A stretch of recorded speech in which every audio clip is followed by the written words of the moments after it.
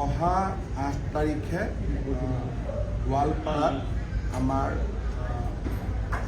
Paikan forest গুৱাহাটীৰ উচ্চ ন্যায়ালয়ৰ নিৰ্দেশ মতে 10 তাৰিখে এক উচ্ছেদ অভিযান চলিব।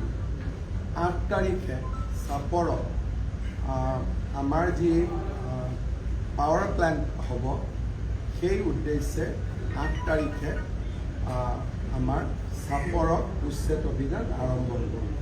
কিন্তু চাপৰত উচ্ছেদ কৰাৰ আগতেই প্ৰায়বিলাক ৰাইজ আঁতৰি গৈছে আৰু যিসকল লোকক তাত মেডি পট্টাৰ মাটি আছিলে বা চৰকাৰৰ আবল্টিত মাটি আছিলে তেওঁলোকক চৰকাৰী আইন অনুসৰি ক্ষতিপূৰণৰ ব্যৱস্থা কৰা হৈছে। যিসকল দখলদাৰ নহয়, যাৰ নিজৰ মাটি আছে। কিন্তু পাইকানখন যিহেতু ফৰেষ্ট 10 তাৰিখে হ'ব, তাত এতিয়ালৈকে বহুত মানুহ আঁতৰি যোৱা নাই। গতিকে মই ভাবোঁ যে 10 তাৰিখে হয়তো আমি উচ্ছেদ কৰিবলগীয়া হ'ব পাৰে। কিন্তু আমি বিচাৰোঁ যে উচ্ছেদ কৰাৰ আগতে যাতে ৰাইজ নিজে নিজে আঁতৰি যায় আৰু শান্তিপূৰ্ণভাৱে যাতে উচ্ছেদ অভিযান সমাপ্ত হয়।